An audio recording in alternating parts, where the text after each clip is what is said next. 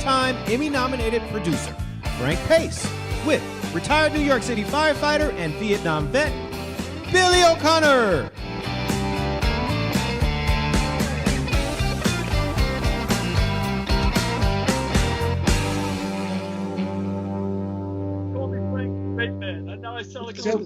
So Billy, let me ask you: do you have every bad habit known to man?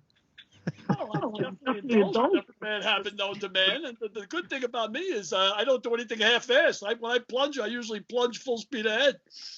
Because now you're vaping. What is that? Why don't you show the audience what you're vaping? It's a little thing that you do instead of smoking, right? But I don't use it it's not in my mouth 24/7. Yeah, Moments of high tension. Usually when I'm talking to you. There you go, deflection. And I need something to calm my nerves. And what's in that pipe? It's smoke. I don't know what the hell's in it.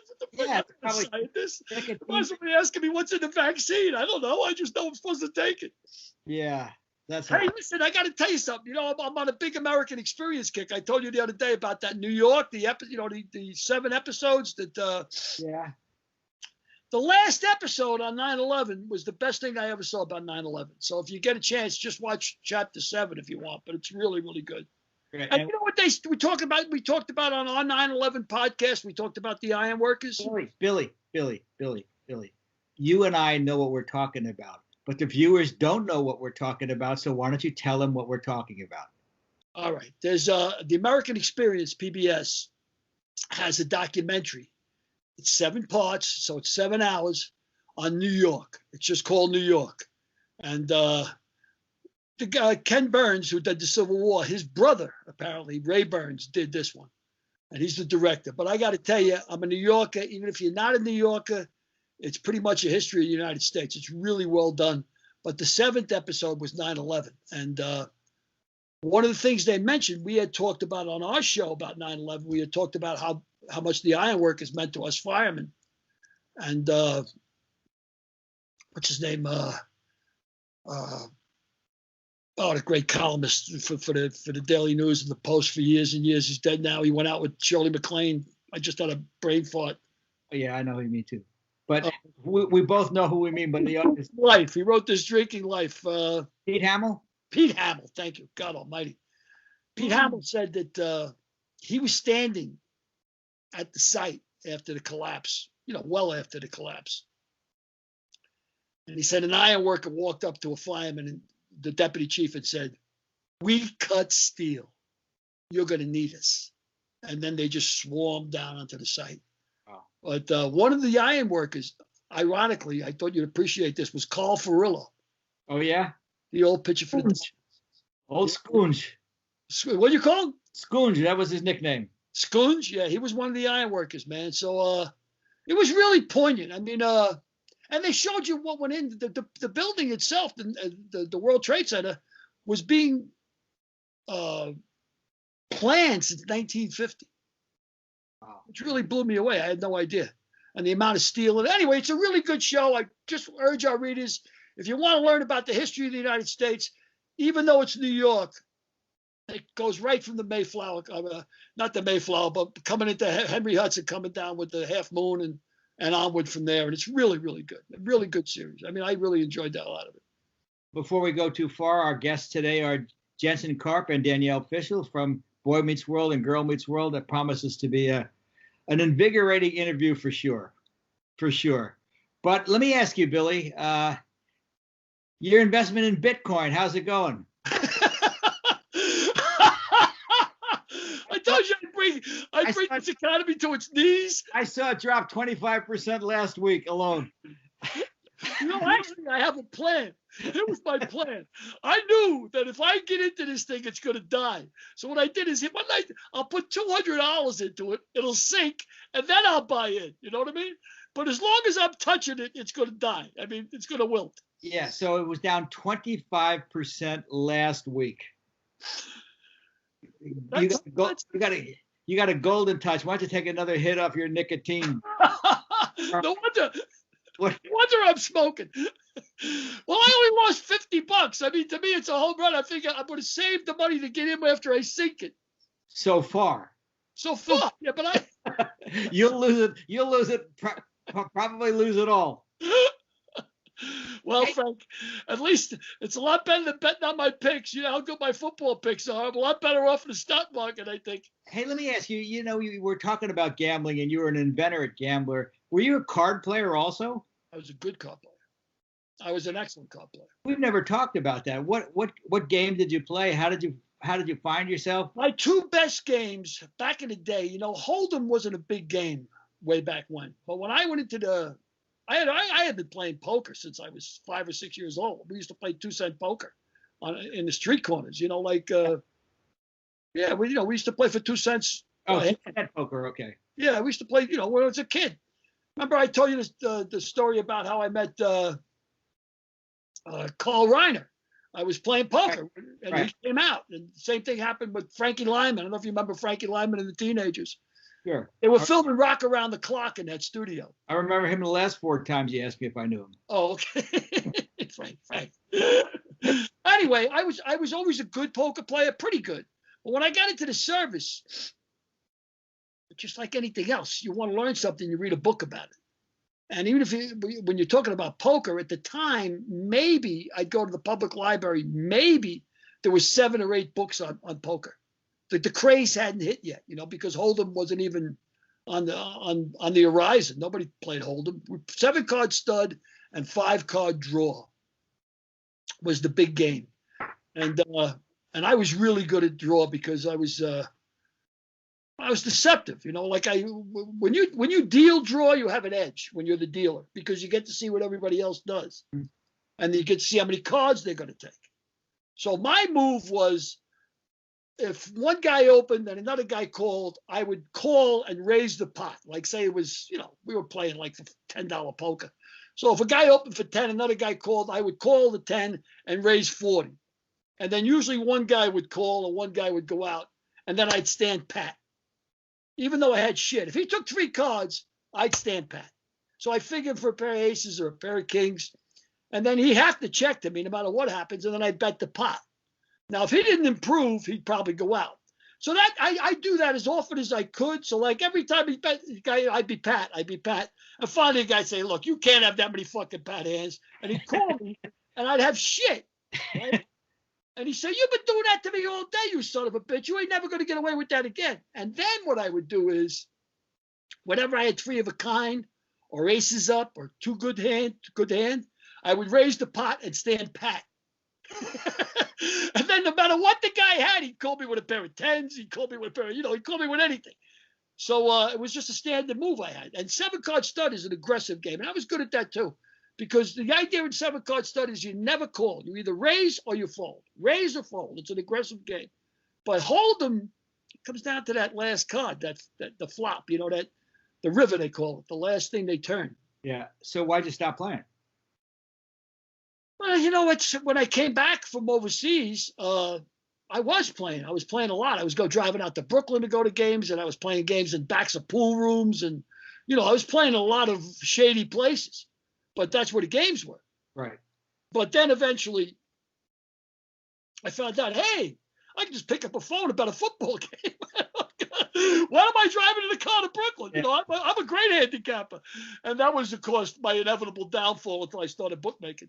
All right, so I'm going to ask you another question. Are you holding a fucking computer on your knees? Are you holding it on your lap? It's on my lap, but it's on a box on top of my lap because you wanted it higher. Where's my fucking vape? I was going to ask the same Give me my thing. vape. It looks like you're on a steady cam, for God's sakes. Well, Frank, they just think I got this thing that Michael J. Fox has. What is that he's got? They probably think I got it. Yeah. Parkinson's. God help him. Yep. Yeah. So I'm a bit shaky. Did you watch the Golden Globes? No, I didn't watch it at all. Did you? I sort of watched some of it. I read the paper this morning. I saw that Borat won, Mank won, and One Night in Miami won. And I saw all of those movies and didn't think much of any of them. Derek, where are you? Derek Harris, where's I Derek? didn't think much of One Night in Miami at all. Yes. I thought it was. I thought the acting was good. Did you see either of those movies, Derek? One Night in Miami, that's the one with that's the Black Fellows? Yes. The black fellows, yes. Yes. As opposed to the good fellows. The black I'm, fellows. I'm just trying to give you guys a reference that you can, relate to. Well, you're saying we don't like it because there are black fellows in it? That's Well, I have today because I loved The Five Bloods, and that had a couple of black fellows in it too. I didn't see Directed by a black fellow. I didn't see the Five Bloods. Yeah, well, That's not about the Irish. That was about Vietnam. Was it the Five? Oh yes, I did see that. I did see that. Those are the guys that they had a robbery going. They went back to Vietnam to rob some cash. Yeah. well, Yeah. let's talk about what you liked about The Five Bloods, and just know for whatever reason my connection is intermittent. So if I don't answer, it's because I didn't hear. And we'll try. And then what didn't you like about the Miami movie, One Night in Miami? Okay, well, One Night in Miami was similar to Ma Rainey's Black Bottom. I didn't particularly love Ma Rainey's Black Bottom either, because they both were stage plays. And it was shot like a stage play, and there wasn't very many outdoor scenes. It wasn't very open. Okay. They never really opened it up. So when I was watching it, I was aware of the fact that I was watching a stage play. And when Ma Rainey went outside, it was really, really good. And toward the end, probably 3/4 of the way into One Night in Miami, they went outside, and then it really got good. I liked in both of those films, the performances were magnificent. Yeah, no, I thought the performances were great in One Night in Miami. And the story was pretty good in both of those films, but they were inhibited by being stage plays, primarily stage plays first, and they didn't do as good a job as I would have liked converting that into films. Yeah, sometimes that works and sometimes it doesn't. Like A Raisin in the Sun, or you look at 12 Angry Men. 12 Angry Men was a great film, and it was, you could see it was a stage play. It took place in one room, Yeah, and that film that Denzel did with Viola Davis, where he was the baseball player. I'm sorry. Fences. That was the same thing. That was a Lanford Wilson play. Right. It really didn't adapt so well to the feature film format. So I thought that was less than it could have been. I really liked The Five Bloods, and I liked Chicago 7. So let me ask another question. So the Five Bloods, did you have any reference point for that? Anything to compare it to? No.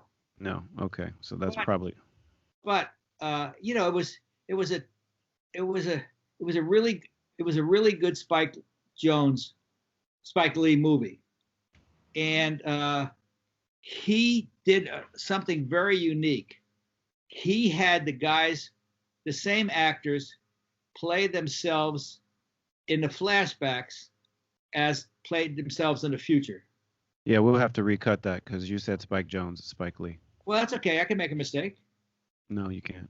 I said Spike Jonze, and I corrected it to Spike Lee. Oh, did you? Okay, I didn't hear it. Oh, okay. That's fine, Daryl. Just keep. Yeah, exactly. Okay, Fred. I got the connection right. Let me ask. Okay. But I think The Five Bloods was set primarily, in the 2000s, and the Vietnam movie was set during the Vietnam era, and he had the same actors play themselves both times without any makeup, and it was jarring at first, but in the end it was really good because I knew who was who.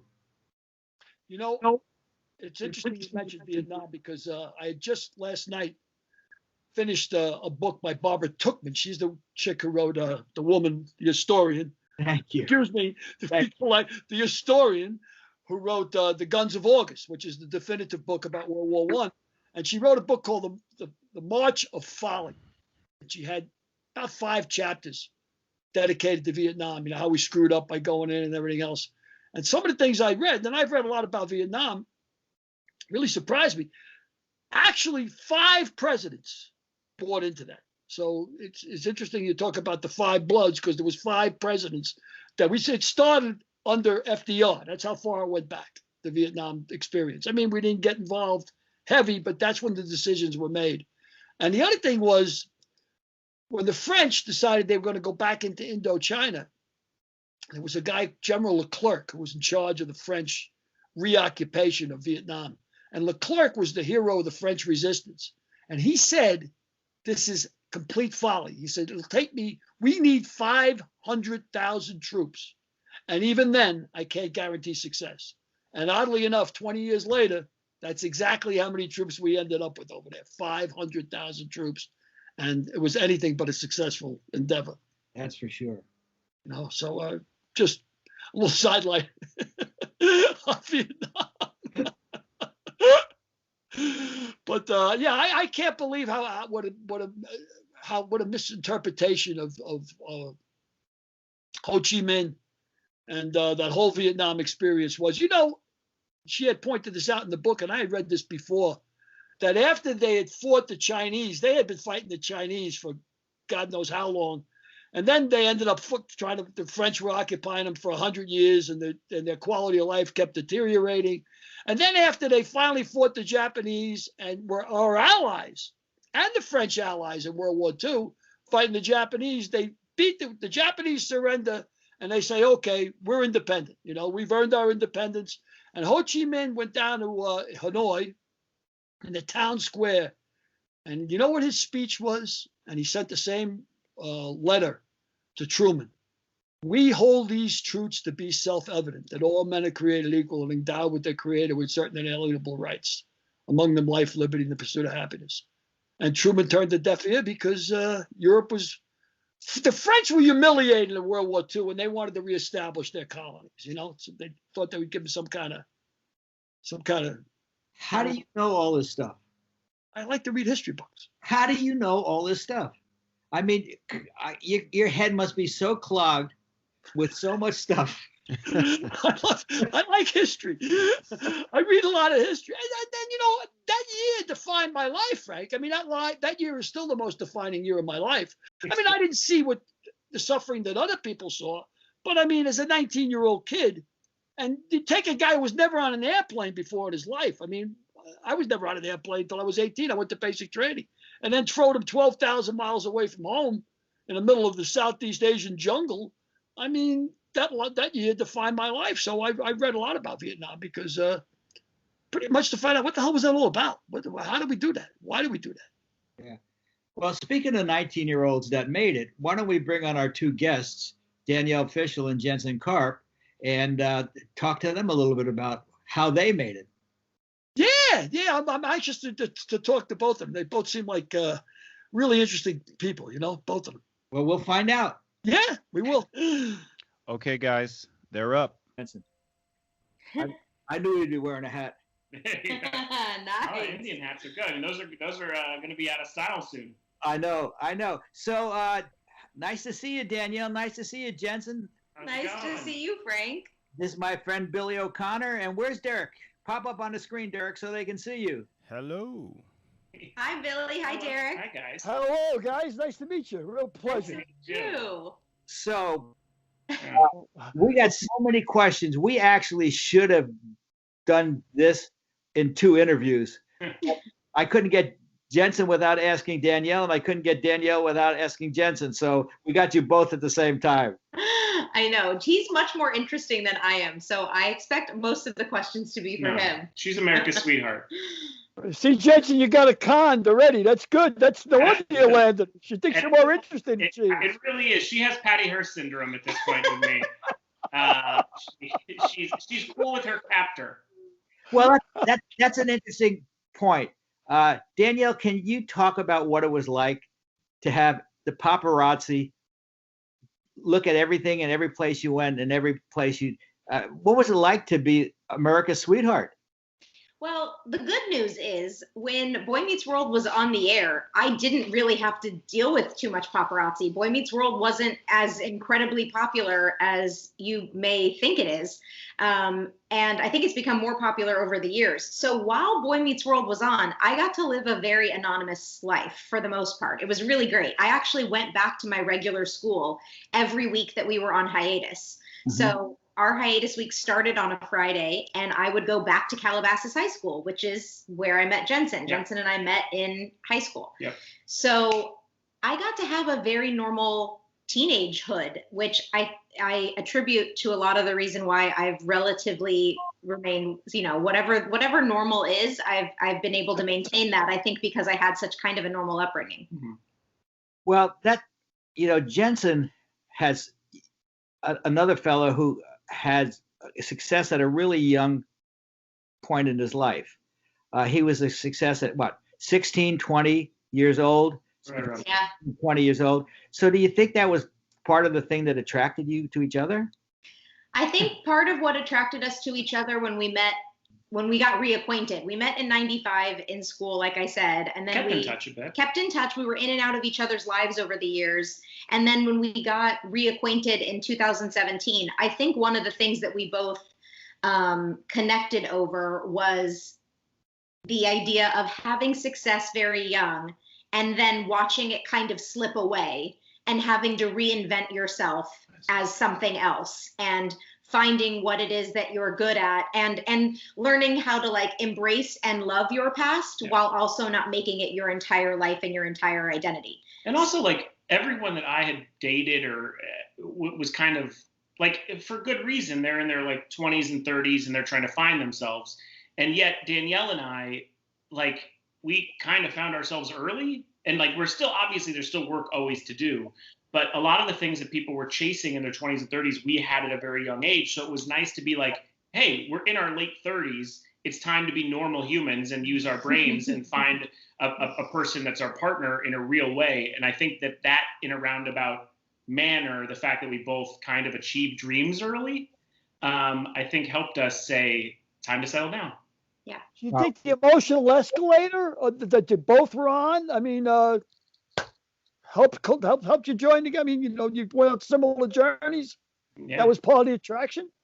Absolutely. Yeah. Absolutely. Knowing that we had a lot of like shared history without having to necessarily have been in each other's lives for that shared history. We weren't far, but like we had a lot of similar experiences. Our lives were kind of running parallel, and we were having, failed relationships and overcoming those. And by the time we got together, we were like, I've really narrowed down what I'm looking for. Yeah, Danielle was like, I want to go to bed at 8 o'clock at night. And I don't. I just want someone who's going to love me, even if I go at 8 p.m. and I wake up at 5 a.m. And he was like, you know what? I think I could get on that She's schedule. like, I want to live like a retiree. And I want to retire, but I don't ever want to work I again. want to move to Boca Right. at 38. Yeah. I want to. Well, if she really wanted to live like a retiree, she'd be embroidering neatly, reading Heidi, going to bed at 9 o'clock with hot milk. That's like what I do, Yeah. Listen, we're not far. We're not far from at that. all. No. Well, you are completely juxtaposed to Billy O'Connor, who found himself at 58 years old, having been a drunk, a drug addict, a retired New York City fireman, a Vietnam veteran, a first responder, and at 58 years old, went back to the University of Florida, put the plug in the jug, and got a degree in journalism. So he's still looking for himself now at the age of 72. Hopefully he will find it. I mean, I hope Danielle you was an never adult- stop. She was an adult student. I did. I went to I thought that was terrific. Terrific. And you know what gets me? I got to ask you this question.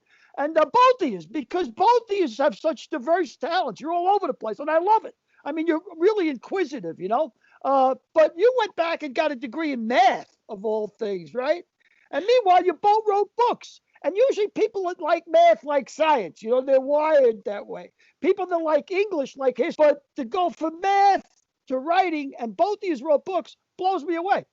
Well, my degree is in psychology, but while I was in college, I was a math tutor. Right. That's the math connection, is that I loved math and I wanted to give back to the school that I was going to. And so I decided to become a tutor while I was there. So I was doing math tutoring, but my degree is actually in psychology. And Jensen's degree is a dual degree in writing and journalism. Yeah.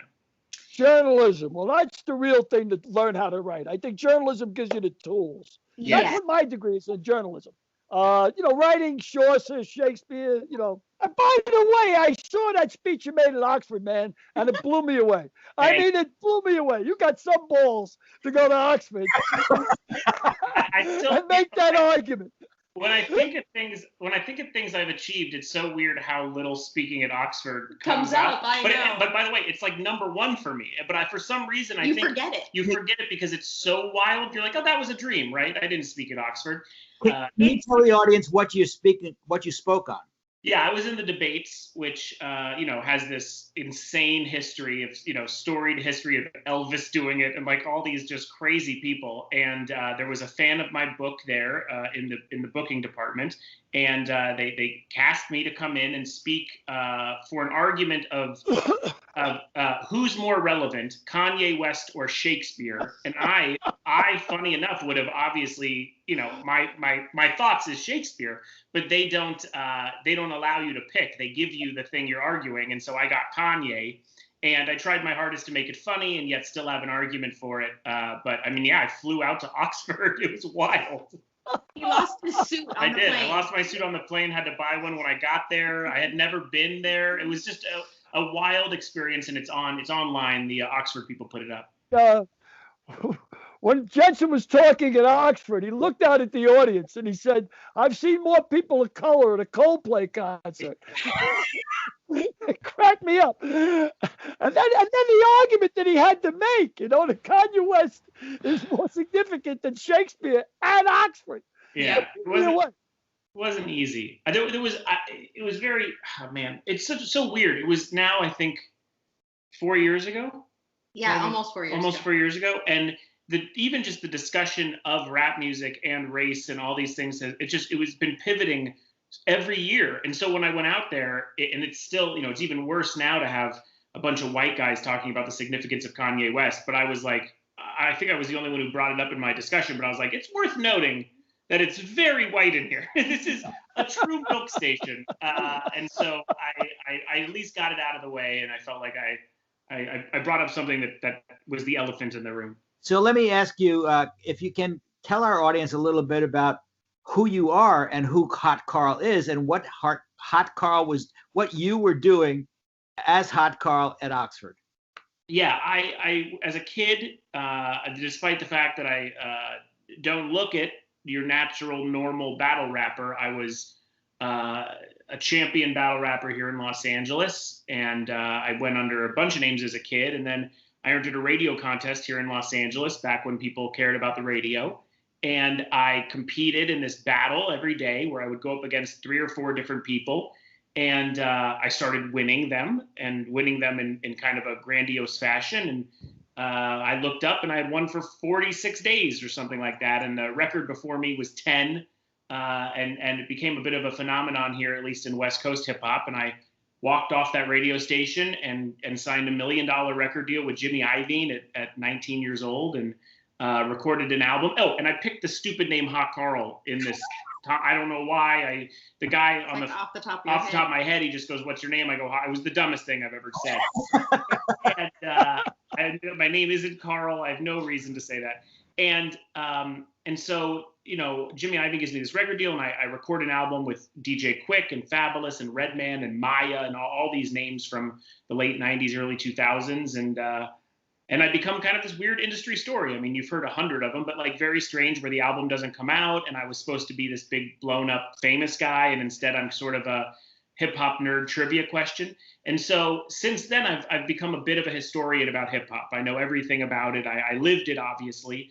And I know all the trivia questions. I recently wrote a trivia game for the Monopoly company about hip hop. And I mean, that's just kind of what I've been a part of my whole life. So when Oxford was looking for experts to come out to talk about hip hop, They unfortunately went to a guy named Hot Karl. But Jensen Karp, on the other hand, was to bring to the table. I wish you could have seen the look on Danielle's face as she was gazing at you telling that story. A wonderful, wonderful look. Yeah, well, I mean, it's so funny to have a person like that in your life. I agree. Listen. I feel like the fact, even myself, right? Like, one of the reasons Danielle can look at me in that way when I'm talking about it is because she's seen the growth of me about it too. Like, it was a failure, to me for a very long time. It's like your album didn't come out, you didn't have the fame or the success that you expected. And over the years, through therapy and really starting to understand myself and face, the things that at one time hurt me, now it's just become part of my journey. I wrote a book called Kanye West Owes Me $300, which is just about that journey that I've been on and the whole story from childhood on. And it's like, I'm more impressed. I don't listen to my music and think I'm happy about that, but I'm impressed by my own growth from failure as a kid into finding a new angle to go at it. And I think, that's what I'm proud of. You have to be impressed, because if you're not impressed, nobody will be impressed. That's right. I got a question from as an old timer. My idea of oldies is Gregorian chant. That's how far I go back. So when you're talking battle rap, is that improv, all improv? You're doing it as it's happening? There's no script here? Is that it? Yeah. I mean, so when I was coming up, it was all improv. It was all not written. It was all freestyle. In the last 6-7 years, it's all written now, which is actually better, to be honest. But in my era, it was all freestyle over beats. Now you don't even have that. It's a cappella and written. But my day, yes, it was all freestyle. So we're going to bounce back and forth between Danielle and Jensen, because Billy and my mind works sideways. We don't work linear. We're just whatever pops into our head, whatever this conversation. When it works at all. So Danielle, you were on Boy Meets World. Yeah. You were not one of the original cast members, were you? No, I was not. I joined on the 4th or 5th episode of the first season, and it was really only supposed to be 1, maybe 2 episodes. And I auditioned for it and didn't get a call back. I auditioned for Topanga, didn't get a call back, but then the next day got an audition for the same show, Boy Meets World, the same episode, but just a different character. And this character had like 2 or 3 lines at the very end of the show. And I booked that job. And that was like your first TV audition. No, because I'd already done Full House. Okay, but still very minimal. It was very early. Yeah. I had only been acting for a total of 2 years, and I had mostly done just commercials. And then I had done 2 episodes of Full House, and that was really it. And so I got that role, the role that had 2 or 3 lines at the end of the episode. I don't even know if the character had a name. And I showed up on the set, and I got to work, and I saw the girl that they had cast as Topanga. And she was totally different than I was. She talked very slowly. She was just, basically she was really like my first acting class. Right. I watched what she did and I went, oh, no wonder I didn't get it. I didn't do that at all. I just walked in and auditioned for Topanga as if Topanga was Danielle. I just said the lines the way Danielle would say them. And look at what she's doing. Wow, that's really incredible. And they ended up firing her after the first day. And because Hollywood is very cool to kids. Yeah, it's a great industry for children. And they had to recast her. And Michael Jacobs said to the casting directors, well, we could either have a whole new casting or we could let these 2 girls, Danielle and Marla Sokoloff, was the other actress who was like my friend in the episode. We could let them audition and see if either one of them can do it. And I was really excited for the chance to audition again because I had really been watching our director, David Traynor, work with this girl and hearing his notes about what they were looking for. And I had that feeling a little kid gets in a classroom where you're like, oh, can I try again? Can I try again?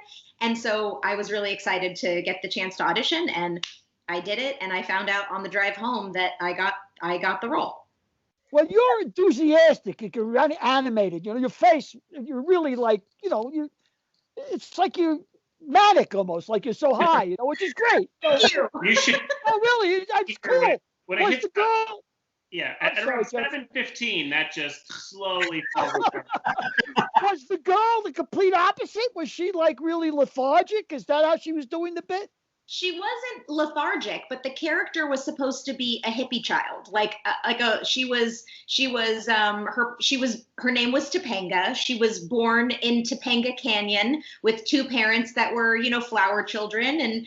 And she left a room by saying peace, and was very calm, and she believed in channeling spirits, and she talked about auras. So she was just very centered and very one with the earth. And Danielle is, more like this. She's from Orange County, which is the opposite of that. She sounded like my first wife. She broke her leg. I had to shoot her. Married to a horse? So that shows me something. You were one of the seminal characters in sitcom history. Yeah. Thank you. And your character was similar. Was Urkel was not cast as a show. Mimi and Drew Carey was not cast in the show. Yep. And Hans was not cast in the show. They were all brought in as guest stars, and they became brilliant seminal characters. And you're responsible for making a lot of executive producers geniuses that really had no concept of who they were casting in the first place. So that's we did realize recently, because I had never watched the show before we started dating. I aged out of it by a year or two. I missed it. So I'm so close to watching it, and we were watching one of the episodes, and I go, "Wait, who cast this show?" And you said a name, and I go, "But it says a different name there."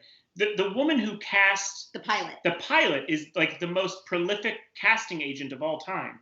She did Freaks and Geeks. She did all the Judd Apatow stuff. But she didn't cast Danielle. No, I was cast by Barbie and Sally. Sally Steiner and Barbie Block, who also were the casting directors for Girl Meets World. Right. So it was a real full circle moment for me. Wow, that's unbelievable. So now let's jump back to Jensen. Tell me your relationship with my best friend, Jay Thomas. I know it's so when she bought your book, or when we had the book in the house, and I was just skimming through it, and I got to a chapter named Jay Thomas. I turned to Danielle and I go, that this is one of the most important people to me.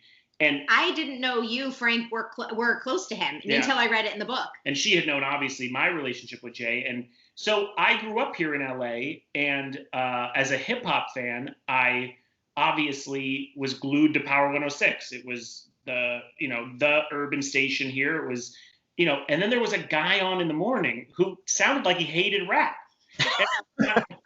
And I loved it. I was obsessed with the idea, and I loved radio at that point. I had already loved radio through Stern and through a bunch of other, my dad being a big fan of radio.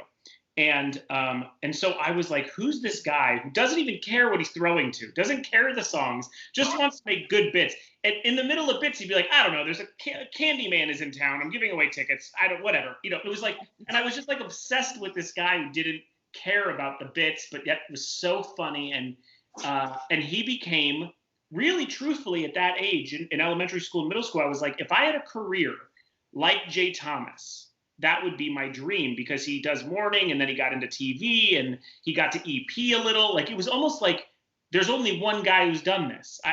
Mark and Brian tried it out here, and Stern is way too big for me. It was this really niche career, and he was, to me, one of my only idols. Truthfully, one of my only idols growing up.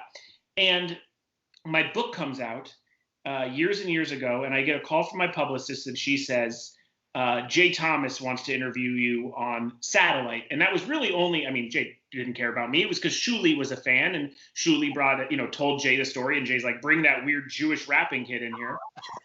And so I get on the air, and it was supposed to be a 5-minute segment. And he held me for an hour. It was just he threw the show away, and he knew, he didn't believe how much I was into him, but he knew I was into radio, and that juiced him, oh my God, there's a guy who actually wants to do good radio. And he emailed me that night, and the nicest, just the sweetest thing. And it was honestly, it's on par with a dad letter for me. It really was. It was like you're on to something. What are you going to do in your life? Like really, like trying to figure out if I'm looking to be a personality on radio. And we would keep in touch, and he would check in with me, and he sent me his son's art book, and we talked about his career that he wanted to get into making these. I called them dumpster houses, but he hated that. Container houses. Him and his wife wanted to make containers, and we would just check in with each other. And he would bring me on the radio all the time, and I would send him gushy letters sometimes about what he meant to me. And then he came out to LA, probably to see you, and he was sick. I had no idea, and he called me and he said, "Is there any way I can see you?" And I said, "Absolutely." I said, "I'm working. I'm creating a television show for James Corden. Why don't you come to CBS?" And, telling Jay Thomas to come to a TV studio is like not a good idea. Yeah. It's like giving Billy a drink back in the day. Yes. He hates TV, thinks the business screwed him. And I didn't really put that together. So I go, "Well, come to CBS. He goes, "You sure?" I go, "Oh, yes, come." So he sits down. Honestly, and you're at the James Corden. I'm at the James Corden show, and honestly, not a lot of people in the office knew him. The funny part is the booking agent for James Corden is the booking agent for Letterman. Right. So that's really the only woman who knew him. Everyone else was sort of like Jensen's friend, and he helped court. Like he sat down. He told stories. People were loving it. Who's this guy? And so he says, "Do you mind if I stay for the show?" And I go, "Yeah, we would love to have you." So he sits on the couch in the green room, tons of people around us, celebrities, and Jamie Foxx is the opening segment. And Jamie Foxx comes out and does a bit with James on the piano. It's great. Jamie Foxx is a superstar, and you can see it immediately. And Corden and him have this amazing singing thing, and Jay looks at me and he goes, "I've never watched this show. Is it like this all the time?" And I go, "Well, yes and no." I said, "When they have on incredible talents." And he goes, "This is great." And he's turning to people. He's like, "My God, Jamie Foxx and this James guy's on fire." And I go, "Yeah." And so it ends, and he goes, "Jensen, I want to thank you for having me here." And I go, "Jay, I'm happy." And you could see his juices are like, he's like, "I love being here." And so James comes out and starts to do his monologue. And I see Jay start going, "No." And he literally out loud with everybody goes, "He shouldn't do this. He shouldn't do this stuff." And I'm like, "Oh my God." Jay goes, "He should just do the singing stuff. He's not a comedian." And he's yelling it in the room. This is bad idea. This is bad. And the whole place is like, "Who is this?" And Letterman's booker's like hands in her head, like, "Oh my God." And Jay, even when I'm walking him to the car, he goes, "I don't know if you talk to the guy, but if you talk to him, he doesn't need a monologue. He's good at singing." I honestly got the best. I mean, it was like, and then he was gone a couple months later, and it was just the fact that he was in my life, Frank, is insane. I can't even, and I've worked with everyone, and the one that I think about all the time is Jay Thomas, because of what he meant to me growing up and listening to him on the radio. And like, I would eventually become a morning guy here in Los Angeles. I did 2 years on K-Rock, which was his competitor. Kevin and Bean was his competitor, and I entered the competitor's show. And even when I took the job, I heard him telling me, "What are you doing? You're an idiot. Why are you getting into morning radio?" And Danielle knows how many times in my career on radio, especially, I've went, "Well, if it wasn't for Jay Thomas, I wouldn't even have wanted this job." And I mean, that's it. Well, Howard Stern pointed to Jay and said Jay was the motivation for his act, because Jay was the original shock jock.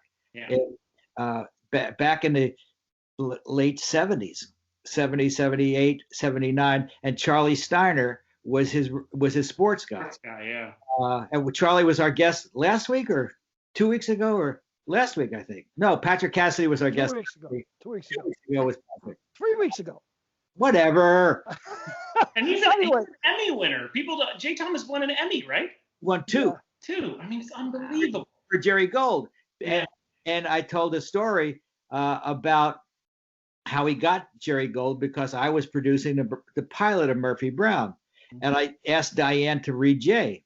And she read Jay, and she said, "Oh my God, I loved him." And she was having trouble casting the part of Frank Fontana.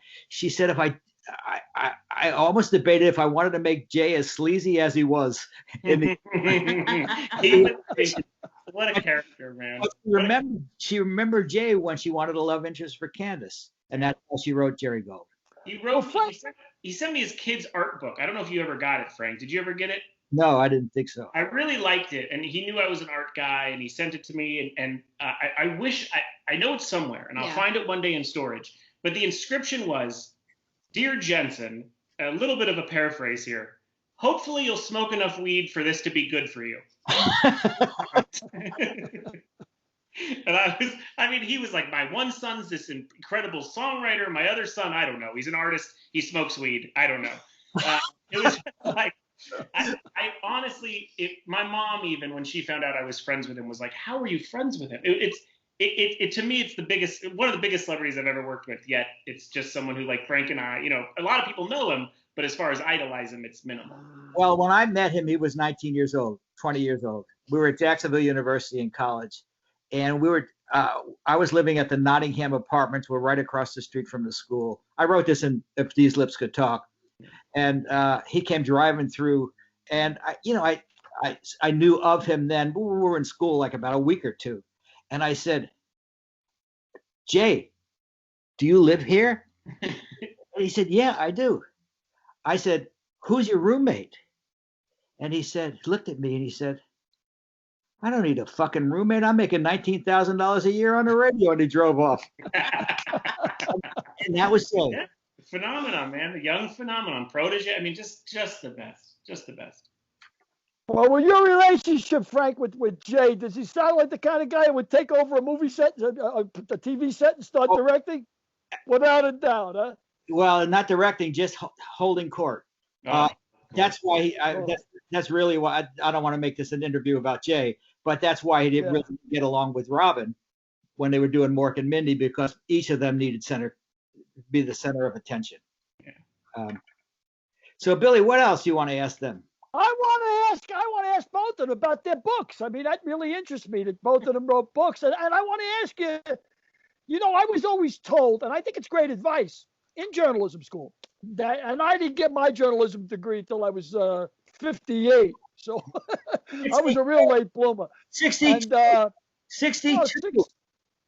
Yeah, 62. Really, I went to school at 58 and graduated at 62. But I was always told to have somebody from the opposite sex edit your book to get a different gender view, which I think is really good advice. Because I remember one of the books I'd written, my wife edited it, and she said to me, "A woman would never say that. A woman would never react like that. She'd tell that son of a bitch to go screw himself." And you get that different point of view. Did you guys edit each other's books? Did you? No, it actually came out just before we started dating, and so did mine. Yeah. Both of our books came out. I actually really wish, as far as my book is concerned, that I had been dating Jensen at the time, because it would have ended up being a totally different book. My book is it's a fluff piece. It's just fun. It's not anything. There's really not, like, you're not going to read it and necessarily learn anything. You're not going to read it and come away feeling like, it's a fun brunch with you. It is. It's like having a fun brunch with a friend. And but isn't that's the point of the book? It's not supposed to be David Halberstam here. I mean, all the reviews I read was like a fun book. It's like having a conversation with Danielle, which is like, that's what it's about. She wanted to make a Tolstoy. She writes like Tolstoy, and she was pushed away from it. Yeah, it was hard actually to make it so casual. No, I think Jensen would have probably steered me at least in the direction of being able to include maybe some more just different stories that weren't, I don't know. The book would have been different, and it would have been better for it. I'll tell you, when I read the book, which was later when we were dating, I read it on a vacation, and I said, this is all very fun, but Danielle has a point of view that is not only a 1 in a million because of her childhood, but it is so relevant, and her voice it's years ahead. And I know this sounds just because I'm her husband. It truly isn't. She talks about things that are now front and center, like the Britney Spears stuff that's also big this month, right? About how we treated her at 16 and how we sold her and how we branded her. Danielle has been talking about this, about her own life and her surroundings and her experiences for 6-7 years, and so ahead of the curve that she has friends that call her. So it's our dog. We have friends who call her. I hope so. Yeah, he gets very emotional about this stuff.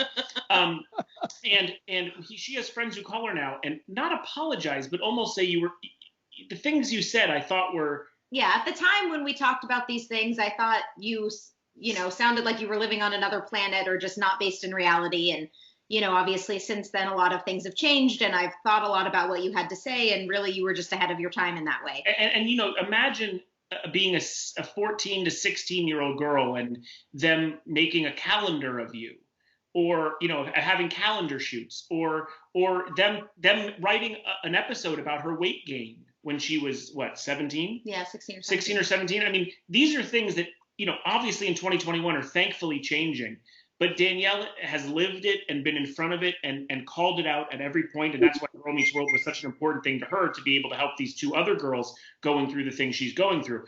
But that voice in a book, she was so ahead of her time, it would have been a dream for me to read. Wow.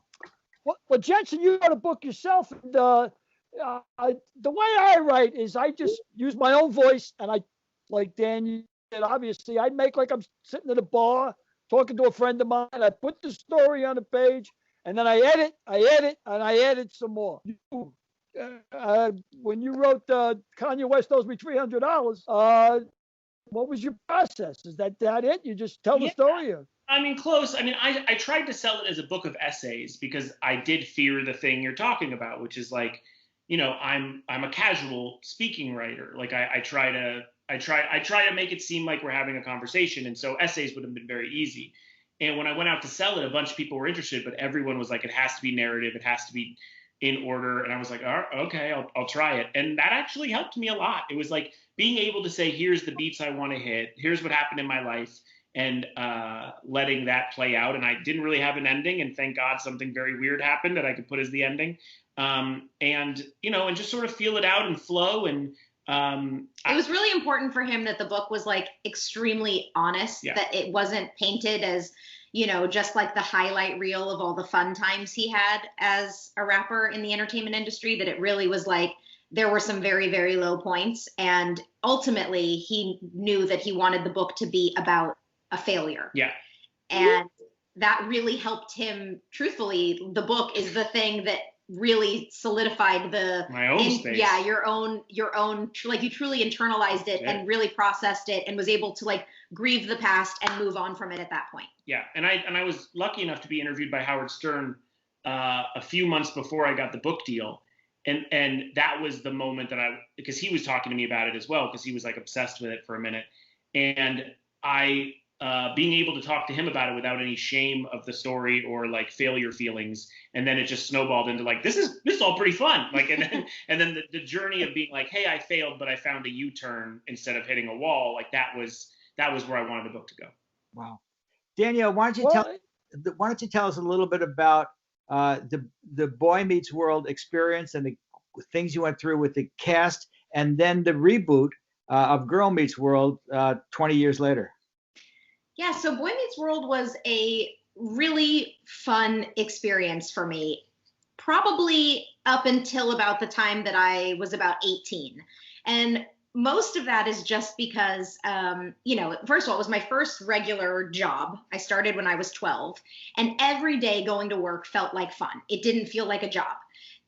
Every day there was something fun and there was something exciting to do, and I loved the entire process. And then by the time I got to be 18 years old, and teenage years are hard for everybody, no matter who you are, you start to get this feeling of like, what am I going to do next? And is this really what I still want to be doing? By the time the 7th season of the show came around, I was ready for the show to be done.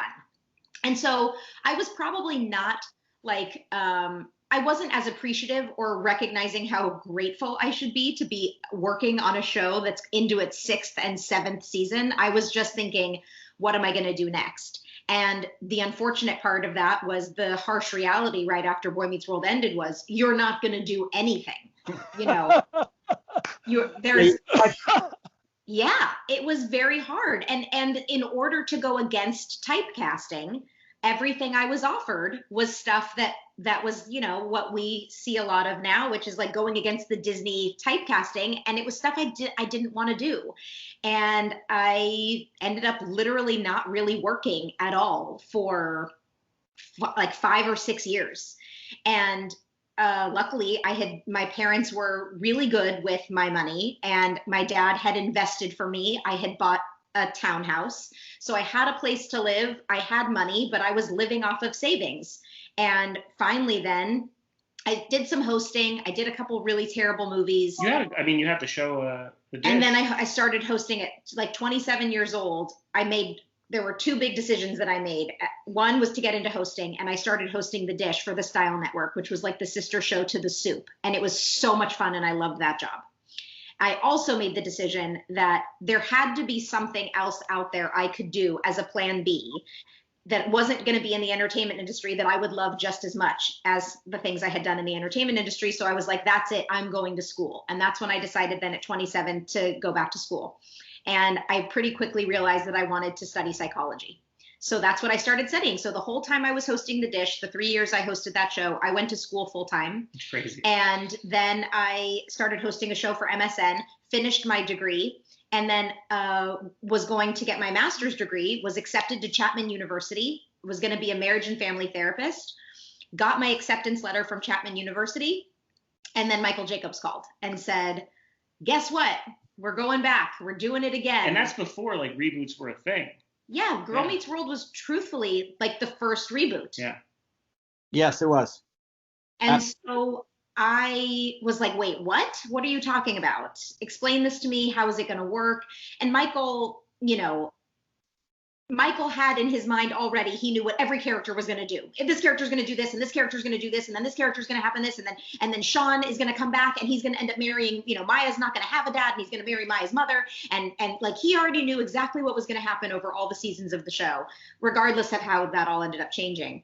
And I remember that the very first thing I said to him was, if we are doing this show with a young girl as the lead in the Corey character, I just want you to promise me that the romantic relationships are not going to be the focal point of her show the same way Topanga was for Corey. I don't want there to be a boy that is the Topanga to Corey. I want her to have her friends be her main interest, and her career and school and all those things. I don't want romantic relationships involved. And he assured me that wasn't going to be the case. And then it was really what the pilot was about. So if Michael would say anything at any time to close the deal. Yeah. Yeah. Hey, before you continue, Derek, I can't see anybody but Billy. I'm sure everything's fine in the room where you're recording this, but I can't see anybody but Billy. So know that. So when Girl Meets World came about, first of all, how was your relationship with Ben and Ryder and all the cast on Girl Meets World, and then on Boy Meets World, and then go later on with Rowan and Sabrina on Girl Meets World? Yeah, well, we had, over the years, similarly to the way Jensen and I were in and out of each other's lives since high school, the Boy Meets World cast was no different. There would be times where we would get together, Ben, Ryder, and I, and Will would, get together for dinners occasionally, and sometimes someone would be able to show up, or sometimes it was just 2 or 3 of us, sometimes it was all of us. We were all in and out of each other's lives. And knowing I was going back to Boy Meets World and was going to be working with Ben, my first thought was, this is going to be so much fun. It's going to be exactly like the way it felt going back to, doing Boy Meets World. It's going to be exactly the same thing. We're older, we're professionals. We're going to be, responsible. We get to be these, we're going to be these like examples for these kids that are the same age we were when we started. Like I had all these really lofty ideas. Also, something that's important to know, when you are a working teenager and you work around a lot of adults, it's very easy to idolize them and think that they are infallible. and to think that they would never lie to you, and to think that they have all the answers, and to think that they always have your best interest in mind. Well, yeah, one day you're auditioning and the next day you're on television Right. and you're 11. I mean, it's like that person is God, right? Well, and that person maybe has a tendency to tell you how much they have your best interest in mind, and I would never do anything to steer you wrong. And, that is the relationship I had remembered with all of the people in positions of power that I worked with from Boy Meets World. And so going back to that, I had no reason to think that Girl Meets World was going to be any different. I just thought, this is going to be great. I love all these people. This is going to be really fun. And then it's not that it wasn't fun. There were times that it was fun, but I don't think the environment was, I had been out of the entertainment industry for a long time, other than hosting. I had not been on a set as an actor in a long time. And I was now coming into it with a very mature. Hey, I mean, 30-something-year-old eyes. Yeah, I was a mid 30-year-old woman, and I was coming into it, and suddenly I saw the environment being on the set, and it just wasn't, there were a lot of things that it left to be desired, and I didn't hesitate to speak up. I wanted to protect the kids as much as I could. I wanted to protect our crew as much as we could. I wanted to protect myself as much as I could.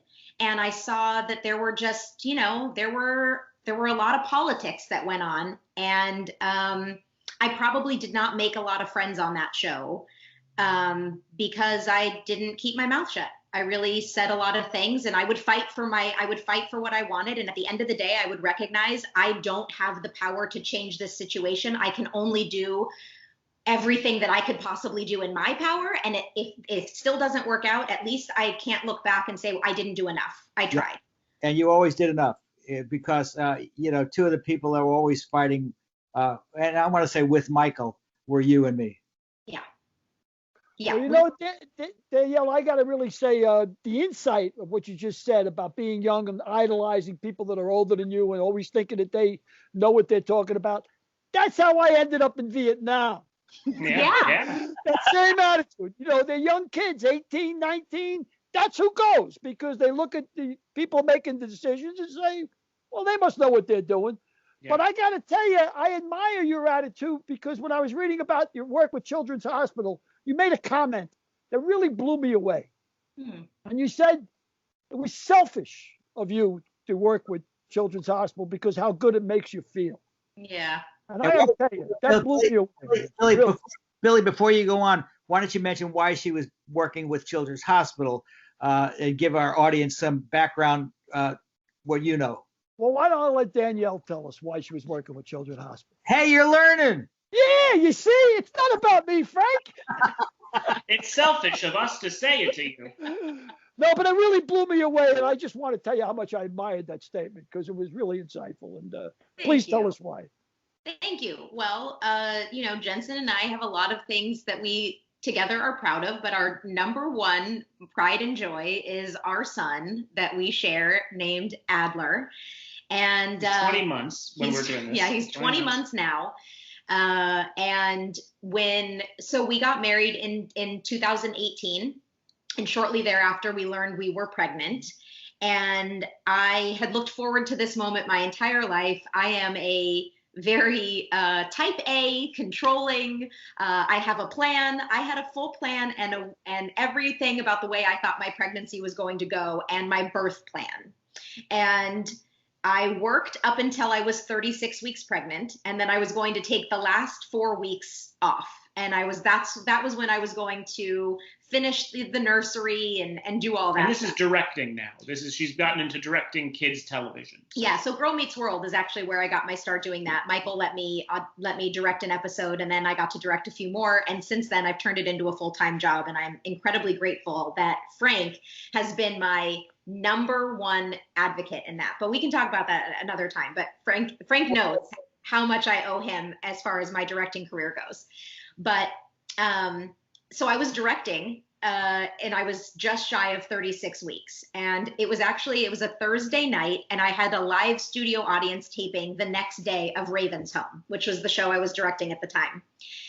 And I came home from work that night, and it was the premiere of Holy Moly on ABC. I'll never forget.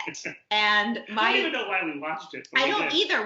We rarely watch anything. We barely watch TV, but I think I was like, it's miniature golf. I don't know why. I convinced her to watch it with me. And so. I was dealing with like pregnancy swelling, which I hadn't really had. My ankles were so swollen that day.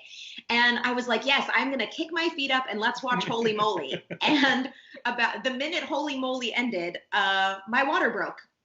And yes, we didn't even think it was, it was like. We didn't know exactly what was happening. And then I was like, oh, I think I'm about to have the baby.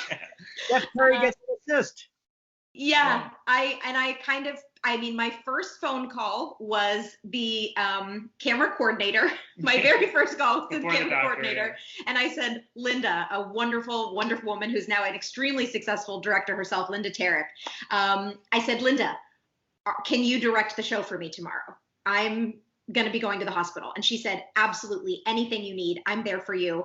And I said, great. I even left I had left my notebook at work, which I had never done. I was like, my notebook's there, all my shots, and everything's in there. And we assume this is like totally normal. We're going to be fine. Like, we're just going to go have a baby. Yeah, I'm just excited. Wow, he's coming 4 weeks early, but oh well, like that happens. It's not a big deal.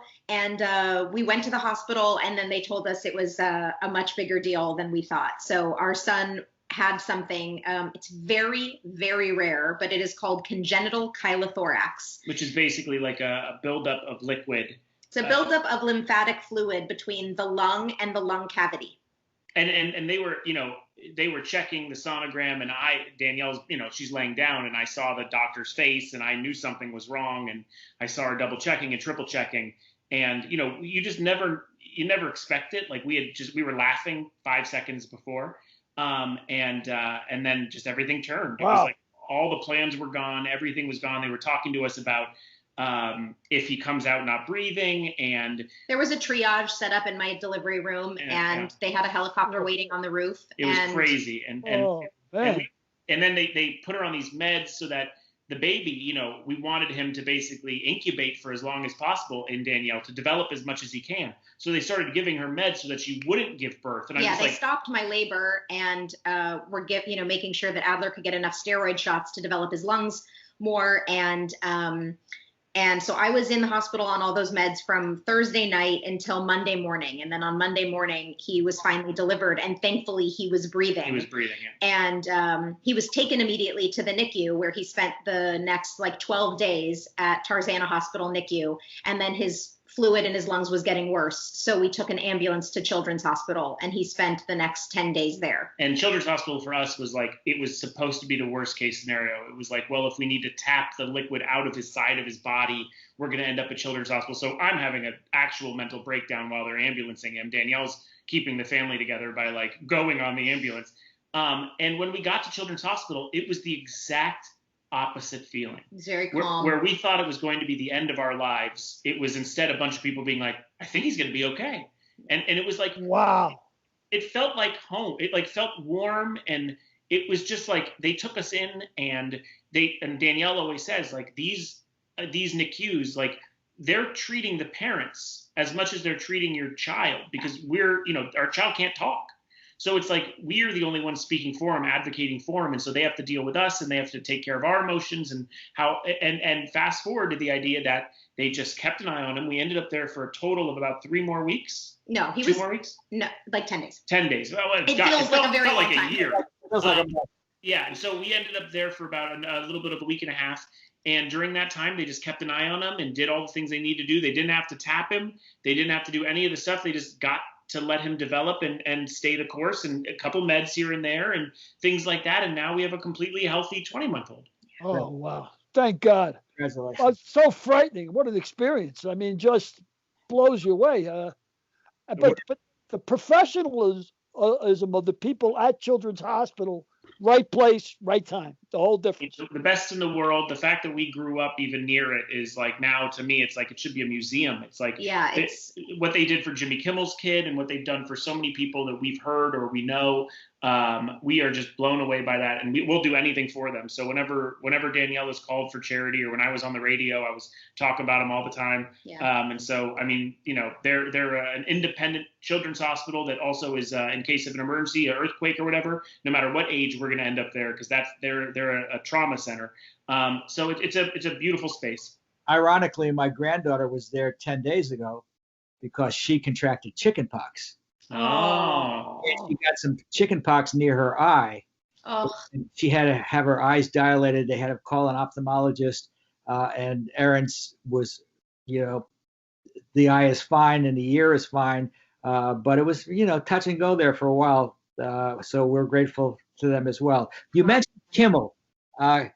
Kimmel was a good friend of Don Rickles. Yeah. And I understand that Jensen may have a tattoo of Don Rickles. I've It's done so Rickles. good. Stand up, I don't know if you can see it, can you? I mean, it'll look weird, I think, on the. That's unbelievable. I luckily never met Don Rickles. I never wanted to meet him. It was not someone I was trying to work with or meet or anything. too important to you. Too important. No. Okay. I'm going to tell you that I grew up idolizing Don. And when I met him, he was everything I hoped for and more. Yeah.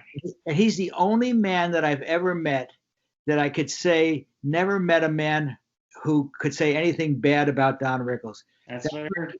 Was the sweetest, most lovable man. I value the 13 episodes I did with him.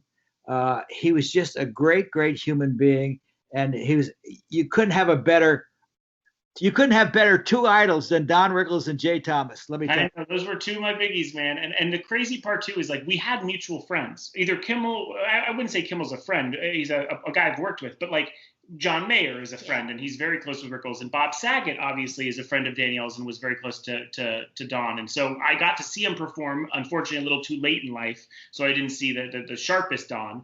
But I did get to his wife has seen, or his widow at the time had seen the tattoo. Yeah. And that was all. I was like, that's good enough for me. She knows it's really good, and she knows how much I idolized him. But yeah, he was the perfect for me as a battle rapper growing up, because it was like there was a guy who was mean but also like very sweet. And so I was always trying to find that middle ground. Now I get the impetus. I mean, I've admired a lot of people growing up, but I wouldn't put a tattoo on my body at them, you know? I was wondering what the impetus was. So the idea of being critical, highly critical, still funny and sweet, that's the link. That's why. Because I would say such terrible things to people on stage. I mean, my entire career was about making people cry, basically. And I was like, you know, trying to find that balance. And then there was this comedian who just did it in such a classy, fun way. And like, that was what spoke to me. And he was more of an influence on me than maybe even some of the rappers that were more in line with what my career was supposed to be. I was like, well, I think this guy's more what I want to be. And it was my dad's guy too. My dad had worked at the Catskills. And so my dad had seen him work, had seen him do stand-up in his like early 20s or whatever age that was. And so my dad was a waiter there. And so it's a lot of connections. Up for the Jewish Alps, yeah. I get the sensitivity there with the story I read about you, Shia LaBeouf. Am I pronouncing his name right? But you had offended him, and you felt bad about offending him. I did. Nowadays, it's not so good to feel any sort of empathy for him because things have sort of turned out very poorly for him. But there was a time when he was doing a press tour, which had a bit of looking for forgiveness. He was kind of a dirtbag, and I had done something to make fun of him very publicly. And it made more press than his original idea.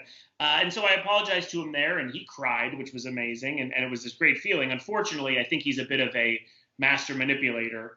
And so I don't look at that as importantly as I did at one time. But it was I look at it as something I needed to do. So I know that my life has changed since I made fun of him, and I don't do those kind of things as much anymore. So it felt good, even if the subject of it doesn't deserve that. I felt good for myself to at least to have that connection. We talked about Danielle's directing. Danielle, tell us what you like about directing and how you got so good at it so soon. Thank you. I like a lot of things about directing. I am a very logical person, and having to, the coming up with the shots and the organization of breaking down a script, all of that is, in line with me loving math. All of that is the stuff I really like. But there's also the other side of it that's the really creative part and getting good performances out of people. And it's that to me is way more fun than acting. Like getting other people to act in the way that the network and the executives want, that to me is really fun. Working with kids, it has to be up there. Number one is working with kids. Yeah. Working with, I pretty much exclusively direct children's TV as of right now. And the fact that I get to work with people who were my same age when I started, and I get to basically kind of teach them like acting 101 and entertainment 101. And my hope, of course, is that I am a positive, warm, welcome environment for them to feel like they are able to be themselves and they're able to learn and they're able to thrive without, yelling or being too harsh. Like, I think all kids, we're making TV. We're not, it should be fun. And unfortunately, too many sets just don't have that feeling. And what other situation, are you able to bring someone in who actually has been in the shoes of the young women so much? And I'm sure Frank has, yelled about this in his life numerous times, but so much of her industry, I learned quickly when we started dating, is older white men who have been doing this since the 80s. And the fact that they've been directing young females for decades and not allowed an actual woman into the space to actually speak directly to the stars is problematic. And so Danielle and a lot of really great female directors have broken through in the last 2 years and found themselves in kids TV. And I think the industry is better for it. Could you make an argument that not only is being a child actor helpful in being a director of children, but almost a prerequisite? I wouldn't say a prerequisite exactly, but boy, is it ever extremely helpful. There's a shorthand between me and the actor that if you haven't been a child actor, you just couldn't understand. And I know what it feels like to have the pressure on their shoulders and to also have a life outside of this that they're focused on, and school tutors, and those, and their tutors and their friends back home and the boy they have a crush on, and also the politics of being on a set and who's getting along with who and whose parents are fighting with who. Like, there's a lot of stuff on a child actor's plate, and the fact that I can really understand it and speak to that, I think helps me a lot, because there's already a built-in trust between me and the cast. And that's why people like Fred Savage, who's had a great career for decades in directing, but honestly, it was a lot of females. Ron Howard, obviously, but then now you and Christine Lincoln and a bunch of people, and Sherry Appleby. Yep. People are starting to find themselves, which is great, child actors directing. Well, the big thing about Danielle is, of course, she knows where the jokes are. But she was also trained, I would believe, by Joel Zwick, who was our camera guy, our director. He would be in a studio at 6 a.m. to block cameras, and he always did his homework. Even at the age of 75 years old, Joe was the most prepared camera director I've ever seen.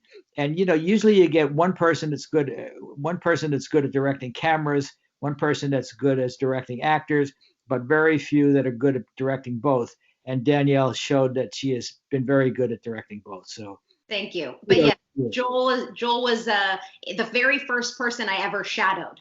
And Joel, like you said, he was the first person there and he was the last person to leave. And I would get to set. I also get to sets very early. And so I would get there and I'd get breakfast and I'd walk out to the set and I'd see Joel standing in front of the set, and he was already blocking it, and he was standing in the places, and he was looking stuff, and he was doing his thing. And I was like, oh, I have so much that I can learn from him. And I bought his book. I pre-ordered his book the minute it came out, the same way I bought your book. I like to read as much as I possibly can and learn everything I can. And I've learned so much from you guys. Well, that's That's great.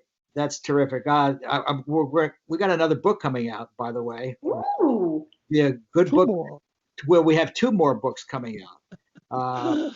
The first one is going to be a history. This one is going to be for Jensen. Okay. It's a history of the AFL NFL merger. Great. Wow. Great. I love this. It's And called. it's also, I'm sorry. It's Go ahead, called Frank. Gamble, and it's going to be out advanced what? copies in May. Lamar's Gamble. Great. Lamar's Gamble. It's about Lamar Hunt, obviously, but it's also about corruption in the NFL. I used to be a bookie. I was a bookie in New York, illegally, for a little bit, just for a little bit like I was a bookie. And when I was taking action, I just, it just occurs to me that nothing's on the level when there's a lot of money involved. And this throws a little shade on the NFL. I just listened to the podcast about the crooked ref. About the NBA. Tim Donaghy. I just listened to that podcast, and if you listening to it, you're like, well, he clearly isn't the only ref. I mean, it wasn't a one-time thing. The best part of that story, I actually wrote a short story about Tim Donaghy. And the best part of the story is at the end of the whole deal, the FBI and the NBA gave him a short sentence because he cooperated. Yeah. What he said was, I'm in this alone. Yeah. I don't know who gave me the money, but he cooperated. How was that cooperating? The other thing too is, there's like 40 phone calls between him and referees in the NBA between being caught and going. It's like, and they don't talk about those phone calls. So what is he talking to them about? Right. Like, well, who could he be talking to other refs about? What are you doing this weekend? Yeah.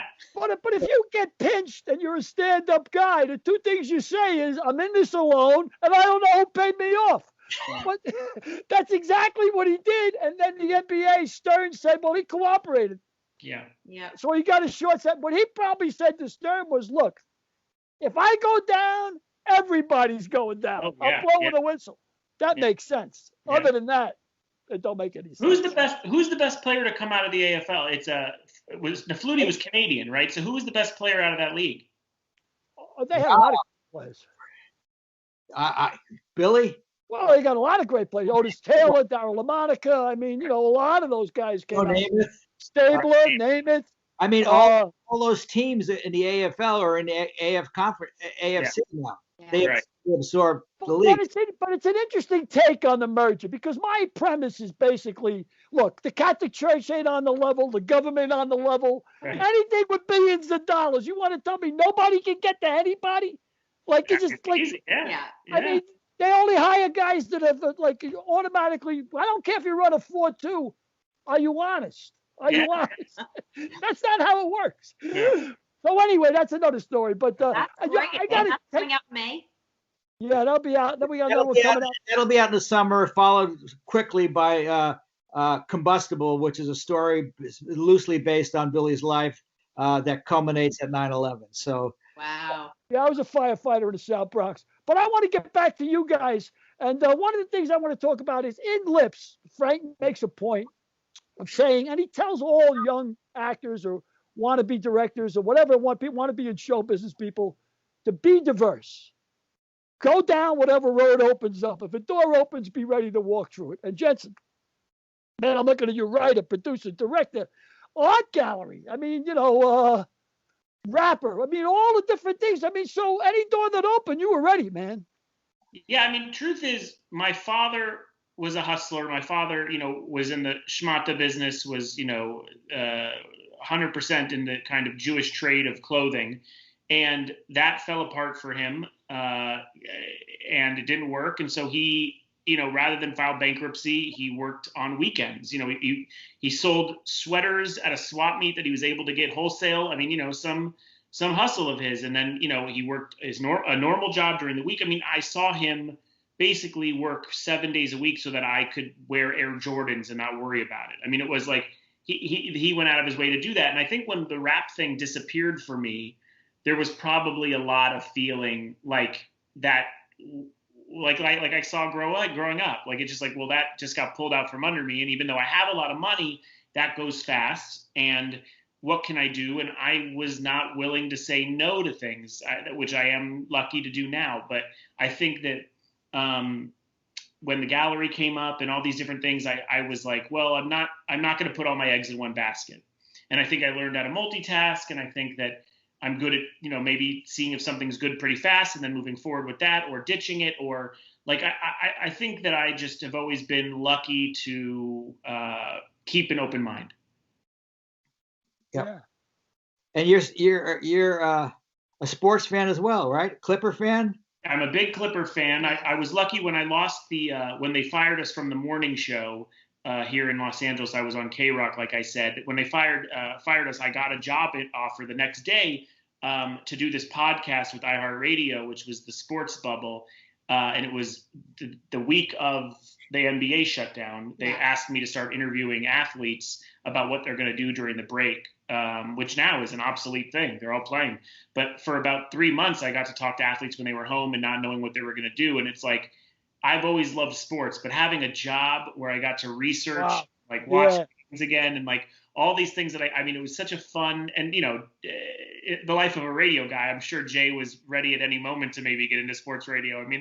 It's like you have to know everything in case you get the call. And I just liked doing it, and it was really fun. And I'm a Clipper diehard, like you said, but being able to interview Justin Turner of the Dodgers and Adam Ottavino of the Yankees and Sugar Ray Leonard and all these guys I got to interview because of this Bubble podcast. It was like, man, sports as a job is still something that I don't know if I ever want to do, but it was really fun to live out even for a few months. Jensen is very inquisitive. And so he's inquisitive about everything. And once he starts talking about something, if he doesn't know enough about it, it doesn't end there with like, wow, I just don't know anything about that. It then becomes, I'm going to have to educate myself on this. How can I participate in this? And that's really, he's got a million different businesses and he's good at all of them. And it really is just because he never stops learning. Yeah, but I was reading that about you as well. I could say the same thing. You're super inquisitive. I can see the attraction. I because of Frank, I've been fortunate enough because of this podcast of meeting Joel Swick and Artis Gilmore and yourself. And last week we had Joe West, who was an umpire who was in a similar situation. I love Joe West. Yeah, I said you get to talk to every baseball player. Perfect opportunity to tell Jensen to check out our podcast. It's archived. That's right. And by the way, I was such a baseball fan growing up that in '89, I believe, they released an umpire set where I could get cards of the umpires. And the reason I know him is because of that set. Like, that's how into baseball I was. I collected the umpire cards. He's also a country and western singer, of all things. Right. And I believe on May 24th this year, he's got a schedule. He's got a schedule since we did it. On May 24th, he's going to break the all-time record currently held by Bill Clem, who died in 1952, of the most games umpired ever in the major leagues. But I'm in the same position as you. I'm having a ball. I'm meeting all these people that I would never have an opportunity to meet. I'm just a broken down fireman and an old drunk telling stories about what it was like after he sobered up. You know what I mean? So this has been a ball for me. And that's the most fun for me. Like what Danielle says, it's like Sugar Ray Leonard is an interview. I can sit there and ask fighting questions but then when I was researching, I found out his dad ran a market. His dad ran a supermarket, and it was like right in the middle of the pandemic. And, never have we called supermarket workers heroes before, but yet we just ignored them. Now we know they're heroes, and now we know what they mean to our neighborhoods. And so I asked him about that. And that's the stuff that even now fuels me. If I could do that, I love that. I wasn't necessarily able to do that as a morning guy all the time, but like I love finding the angle, and I love touching on things that might not be in all the interviews. And that's why the Sports Bubble was so awesome for me. That's great because, we're talking about heroes. Billy was a 9/11 first responder. Yeah. And when we all know that those firefighters were first responders, the police people were first responders. But Billy said the real heroes there were not the police or the firemen, but the iron workers who cut through the iron. Why don't you expand that a little bit? Yeah, we were useless without them. And those guys were working. They were walking off their jobs where they were getting paid X amount of dollars, just showed up at the dig and worked for free to cut that metal so we could get to dig, I mean, they were great, but everybody was amazing in 9/11. But And those are examples of what's really important in America. Those people are firemen, our policemen, our grocery store workers, our hospital workers. Those are really the most important people. And what we do is we're just lucky enough to be able to have fun for a living. Yeah, I hate when they think we do something important. That's like the worst feeling in the world for me. They're like, "Oh, we love you on the radio." I was like, "Please don't. I don't. Like, don't love us on the radio." Like, like when the children. So funny, Children's Hospital. When we were going through what we were going through, I would talk about it on the radio. Not a lot, but it would come up every once in a while. Like, yeah, my son's still in the hospital, and I got an email. It was like I got right off the radio, and I look at my email, and it's from the CEO of Children's Hospital. And he says, he didn't know we were at Children's Hospital. At all. He just said, "I'm a big fan, and if you need Children's Hospital, I'm here for you." And I go, "We're on the 7th floor." He comes in, and he's like, "Oh, everything's fine. I'm so happy." He goes, "Tell me, so what do you like being on the radio?" I was like, "Sir, no. Like, I don't want to talk. It's not that I just, this is a heaven for us right now." Yeah. And the radio is where I go to tell stupid jokes. Two different things. You're a hero. I'm not. So I think we've taken enough of your time for one day. Derek, do you have any closing questions you want to ask Jensen or Danielle? We can't hear you. He's muted. Muted. Sorry. Rookie mistake. By the way, that's our technical guy. Derek, it happens. It literally happens every interview we've ever done. To us, Perfect. mostly. I'm glad I could keep up with it. I got a couple questions. Yeah. So first of all, does Kanye really owe you $300? Yes, he owes me does. $300. I rented him a car. I'll give you the short end of it, but I rented him a Okay. car. He didn't have enough money for. I held him until a train was closed. We worked until a train was closed, and he was like, "Well, I gotta leave now." And I said, "No, let me rent you a car." Rented him a car. Didn't need the money back. Didn't care, but he just bothered me about it so much, and I'm Because sure.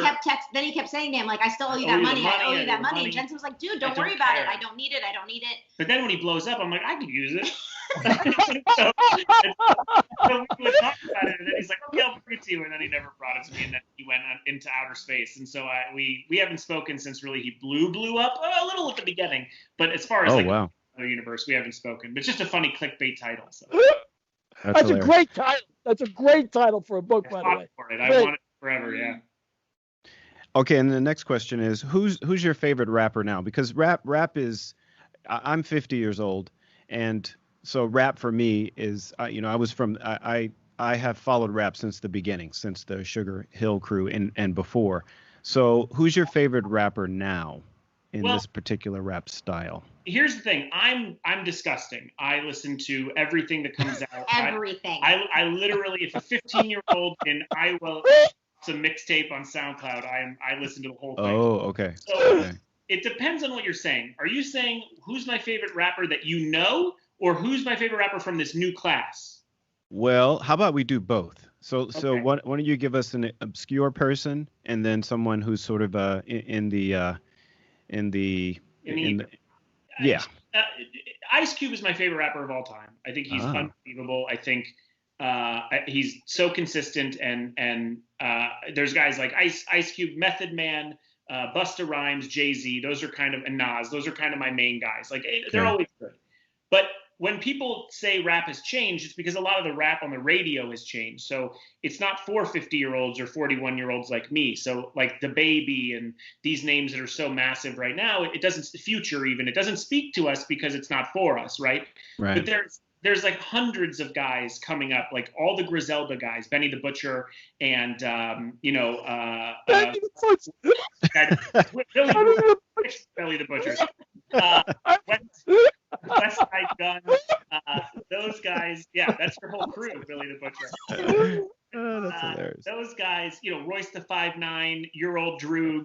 There's an Okay. entire scene of rappers that are young, but yet are influenced by what we liked. It's just you have to go a little further to find them. But those are all great names. Benny the Butcher, I think, put out the best album of the year last year. And despite the fact that he sounds like he could have been Billy's henchman, he's still very good. We had a lawyer in the Bronx. He was named Never Worry Murray. Call Never Worry Murray. That's a great name. Yeah, those Griselda guys. Those are my guys to follow. And Freddie Gibbs. Freddie Gibbs is amazing as well. Perfect. That's All right, great. excellent. I have some more questions, but we've gone a little long, so Billy, you have a question, Billy? Closing question? No, man, I just want to tell you what a ball I had. You guys are just both great. I mean, it's like I feel like I know you all my life. I mean, just a lot of fun to be with. So thanks. So happy Thanks. we did this, yeah. Danielle, I love Danielle. I love you to death. You know that. I love Frank. And Jensen, can you do a little freestyle to send us off? A little I'm so bad. freestyle to send us off? I mean, it's been a long time. No, here's the thing. I always say at 41 years old, it's very difficult because there's not a lot that rhymes with mortgage. It's like a total bummer. But listen, we spoke for 2 hours and the whole thing was a trip. So make sure when you download podcasts, it's Mook and a Mick. All right. All right. Excellent. Guys, thanks so much for coming on. We really appreciate it greatly. Thank No you worries. so much. Take care, guys. That's great. Thank you so Bye. much. Bye. Pleasure to Thank meet you. Real pleasure. Billy, Derek, they were great, weren't they? Yeah, Yes, they were. dynamic. Both of them are dynamic. What really floored me is they're both interested in so many different things. You know, I like that curiosity in people. Yeah. I'm interested in how that backdrop changed on you, but that's another story. But I think you're shooting with green screen today. I'm in the Bat Cave. I'm in the Bat Cave today. You didn't know I was a superhero. I'm Fake Man. Fake Man is my new name. Speaking of superheroes, that will get us into a new segment called Florida Man. And each week we'll pick out a Florida man of note and we'll comment on it. Derek's going to pick out a Florida man of note and we'll comment on it. So anytime you're ready, Derek, you can show. Okay, Florida man groped Disney World princess as his wife sat next to him. So Anybody you know, Billy? Yeah, he looks like he's on a level. That guy looks like he's not a suspect. So looks like a citizen. oh, that's crazy. Florida man. Well, last week we were talking about getting syringes up your ass, so I think that's even worse. This guy's mild compared to last week. So what did you see for Florida man today? What did you send me today, Billy? Was in today's news too. I mean, this is right on CNN this morning. The guy was looking for his golf ball, right, on a Florida course, and he drowned. They found his 9-iron. Then they found the body about 3 hours later. He fell into a lake and drowned, looking for a golf ball. Well, it could have been worse. He could have been eaten by a gator. Gator. But at least if you get eaten by a gator, at least you got an excuse. You know, the gator flew out. I was in Australia. I got to tell you this because tell you how fast these suckers are. And they don't have gators. They have crocs, and crocs are aggressive. And there's a big difference. Matter of fact, the only places that gators and crocs coexist is in the Everglades in Florida. But anyway, I digress. I'm in Australia, and it was about 8 firemen. We go to this crocodile farm, and there's crocs all over the place. And then there's this one big swimming pool with an iron gate around it, iron bars around it, and it has Jumbo on the thing, right? So I said, well, we got to see Jumbo, So we're sitting back from the bars, standing back from the bars. And the guy says, all right, it's feeding time. And he takes a chicken, and he wrings its neck, and he just smacks it on the water. And I swear to God, Frank, these 2 eyes come out of the water. And the 2 eyes were as big as soccer balls. I mean, they were big, And nothing, just the eyes. All you could see was the eyes. And then the guy says, watch this. And he throws the chicken. And this thing was prehistoric. I mean, it must have been 27 feet long. Leaped out of the water and grabbed that chicken in the air. And we were like 10 feet back behind the knife, and all of us jumped like, what? All of us almost freaked. If you're next to an alligator, I don't give a shit if you see that thing. If it wants you, you're done. I mean, you ever see the way a salamander or a newt eats a bug? Like an eyeballs over something, goes, bloop, and that's exactly the way they move. I mean, they just, whoop, you're done. You have no shot. No shot. So that gave new meaning. That Australia trip gave new meaning to wringing out the chicken, huh?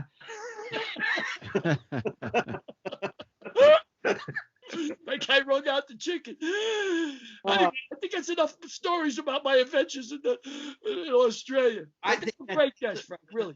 That's enough stories for this week. Next week, our guest will be Jay Kernis, producer for CBS Sunday Morning, the national show, which is a terrific show. Everybody should watch it. CBS Sunday Morning. It's a great, great show. So that's it for Billy, Derek, and me. We'll see you all next week. Remember, if these lips could talk, and archive the Mika Mook and a Mike, and pretty soon coming Lamar's Gamble. So we'll be all over you again to buy a second book and a third book and a fourth book. So Keep those cards and letters coming in, folks. cards and letters coming, and Billy, we'll try to get you a backdrop for next week also. We'll put you to Hawaii next week. Thanks very much for looking in, everybody. We really appreciate it. Really. Thank you, Derek. Thank you, Thank you, Derek. guys. Thanks, Frankie. Good guess, man. Good way to go.